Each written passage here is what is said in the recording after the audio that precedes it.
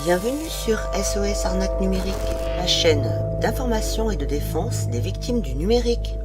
Aujourd'hui, nous allons parler du cyberharcèlement et plus précisément du harcèlement sur les réseaux sociaux. Ce sont les rumeurs et les discours haineux qui sont les plus fréquents sur les réseaux sociaux. Vous êtes la victime de rumeurs ou de menaces ou d'insultes ou de propos haineux sur un réseau social. Que faire? En premier, surtout ne pas répondre. En deuxième, faites des copies d'écran des messages en question. Si votre ordinateur est relié à une imprimante, vous pouvez imprimer directement les écrans via la fonction imprimer de votre navigateur. Troisièmement, vous signalez le message au réseau social. Par exemple, dans Facebook, il suffit d'appuyer sur la petite flèche en bas, en haut à droite du message, et de cliquer sur signaler la publication. Même si ça ne sert pas à grand chose de faire ces signalements dans Facebook ou Twitter, il est important que vous apportiez la preuve que vous avez fait ces signalements.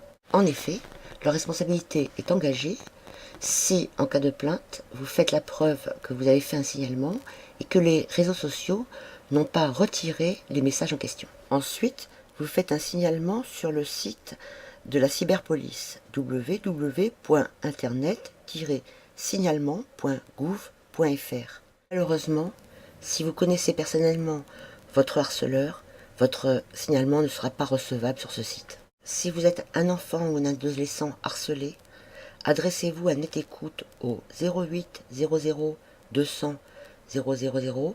L'appel est gratuit. Quatrièmement, faites la preuve du préjudice que vous avez subi.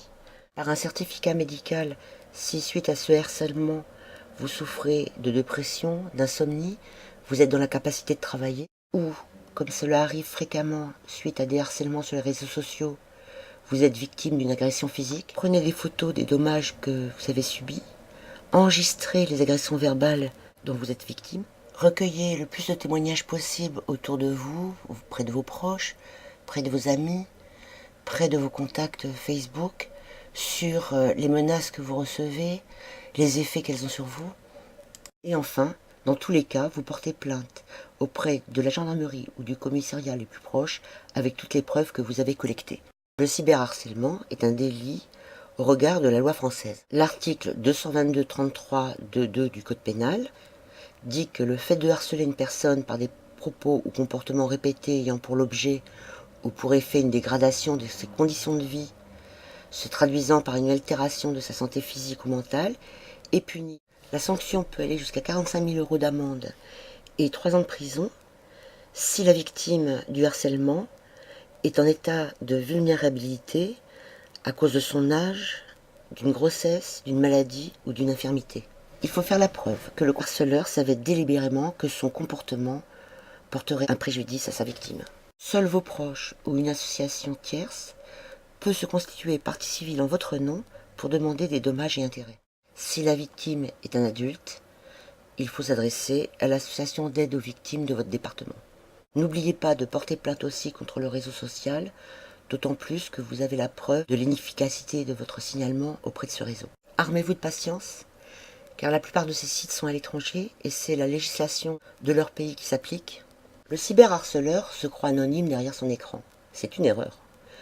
Toute machine qui se connecte à un site internet laisse son adresse IP, autrement dit son adresse physique. À la suite d'une plainte, la cyberpolice peut demander à un hébergeur de site de lui restituer l'adresse IP de la machine qui s'est connectée tel jour à telle heure. Avec cette adresse IP, votre fournisseur internet peut indiquer précisément votre ligne téléphonique et donc votre adresse.